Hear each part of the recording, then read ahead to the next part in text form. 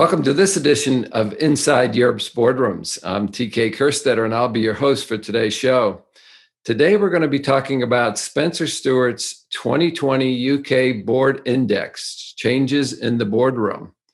And joining me to have this discussion is Tessa Bamford, who's a consultant with Spencer Stuart's UK Board Practice and also is a non-executive director on Ferguson PLC, which is interesting because that'll give her an inside perspective on this information as well. Welcome, Tessa. Thank you very much, TK. So first, can you tell our audience just a little bit about the UK Board Index? Spencer Stuart has been publishing indices for countries all over the world for many years now. The UK Board Index actually has been published for 25 years. And what we do is we analyze the boards of the top 150 premium quoted UK companies, excluding investment trusts. And we look at things like board size, composition, diversity, compensation, tenure of directors, and things like that. And I know we're going to be focusing on the 2020 Board Index, but it's quite interesting to see the changes that have happened over the last 25 years. What we've seen is boards have got smaller. There's almost a total separation of chairs and CEOs these days. There are many more women on boards, which is a good thing, and I'm sure we'll be discussing that later.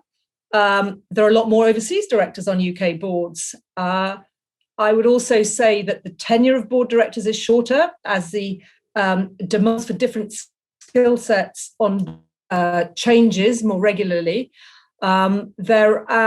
And of course, we now have much more external board evaluation. So the whole governance model has moved on quite considerably, leading to this, these big changes.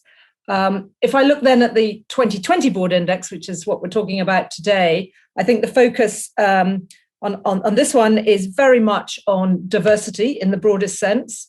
We also talk about the dangers of overboarding, and we also looked at how companies are addressing workforce engagement, because that's a very important aspect, and how boards are going about making sure that the full workforce views are represented at board level. So diversity is certainly a big issue this year, and that's driven a lot by the institutional investors around the globe putting emphasis on it. I can only believe that, as you said, in the UK results, that's an issue as well. Can you share with us what was the specific diversity issues coming out of the results?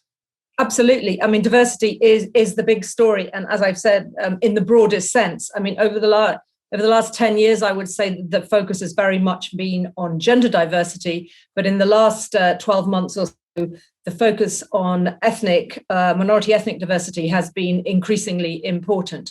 But if I start with gender maybe, and just give you a few highlights of what our board index showed up, 34% of all directors on these 150 boards are women, and that's up from only 12% 10 years ago, which is a remarkable improvement.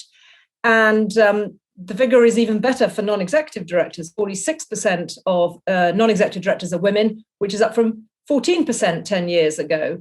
And I think a lot of that is due to the incredible efforts put in by both Mervyn Davies and then Philip Hampton and Helen Alexander in the Davies report and the Hampton-Alexander report, which set targets for UK companies to increase the gender representation on boards. We don't have quotas, we have targets. And in fact, last year, more than half of all new directors were women. However, that also masks a slightly disappointing fact, is that only 13% of executive directors are women, which is a very paltry number, and we might get onto that later, because I think a lot needs to be done on the pipeline. So gender diversity is coming on, but really the big story in 2020 was ethnic diversity.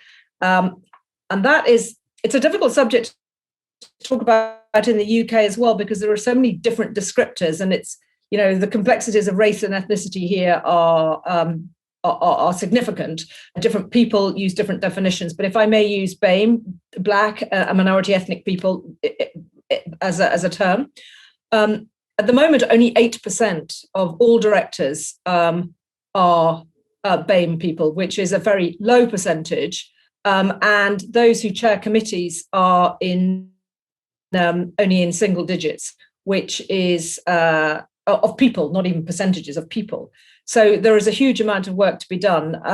But I think the momentum is definitely increasing insofar that clearly, I think the death of George Floyd had a huge impact, and the dramatic increase of Black Lives Matter has really resonated not just on the streets, but in the boardrooms. And I suspect when it comes to looking at the 2021 board index, we will see quite significant changes.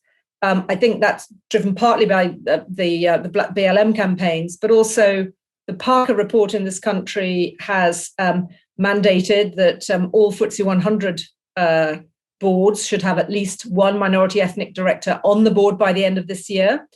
And I think there is, what we are seeing is increasing pressure from the institutional investors to rectify diversity on boards in both terms, or both in terms of ethnic diversity as well as gender. So I think that you will see some big changes, but again, much more to do. So when I looked at the report results, it certainly showed some great progress in the female gender addition to boards. But I want to ask you about the women in leadership, because what was not as positive was the women being represented on executive committees or being appointed to serve as the chairperson. So that seems to be lagging behind. Is that correct? Absolutely, to get, and it's very worrying. I mean, only 5% of chairs and 5% of CEOs were women, and so the C-suite has got a lot of catching up to do. And even if you look at executive committees, half of the companies only have less than two women on their executive committees, and 9% of executive committees are still all male, and that cannot be a good thing, because for people to get to the top, whether they're sitting on boards as executive directors, chief executives, or as non-executive directors, it's coming up through the executive pipeline that's going to create those potential candidates. So there's still a huge amount of work to be done there. The Hampton-Alexander report and committee helps a bit on that, because they monitor the gender diversity on both executive committees and direct reports to executive committees. But I couldn't agree with you more. I mean, more work needs to be done, definitively. So we have about a minute or two left, Tessa. So what other index highlights caught your attention when you saw the report results? Well, I think apart from diversity, which we've talked extensively about, the other really big issue in the UK market at the moment is what's called overboarding, i.e. directors having too many board roles. The concern arose over the last several years as a result of several quite high-profile corporate catastrophes, where the boards were felt to be not doing their job properly.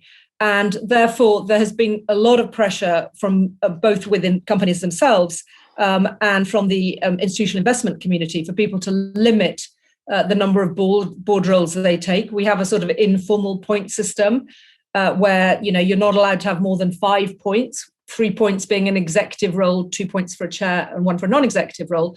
And indeed, in some institutions, say 4 points is the maximum. So I think that what you're seeing is, because the responsibilities and the commitments of board directors are ever increasing, people are taking fewer and fewer roles. And in fact, if you look at the statistics, today 39% of chairs do not sit on any other listed company board, whereas back in 2008, only 17% of chairs didn't sit on another board. So there's been a huge change as the time commitment and the involvement of boards has become considerably more over the years. And I think likewise, people who are sitting CEOs and CFOs are much less likely to sit on outside boards these days. It's dropped from around 40+% 10 years ago to around only 30% now. So I think that is one other big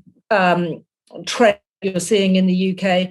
And then the other thing is the emphasis, as I said earlier, on workforce engagement following the changes to the corporate governance code. And 50% of boards now have a designated director who interfaces with the workforce. So those would be the two big trends I'd pick up. So there's a lot more in the report, certainly, that I had a chance to read. So where could our audience get a copy of the UK Board Index? Well, it's available on our website, spencerstuart.com, Spencer Stuart, all one word. It's a digital-only publication, but if you go to it online, you can play with it online, and it's very interactive, and you can search under all sorts of different criteria, such as some of those we've talked about. Also, you can download PDFs of the highlights. So spencerstuart.com. Well, Tessa, I want to thank you for taking the time to join us. We appreciate that. And again, we hope that the survey will provide a good insight for those that are trying to make their boards more effective. So thanks for joining us.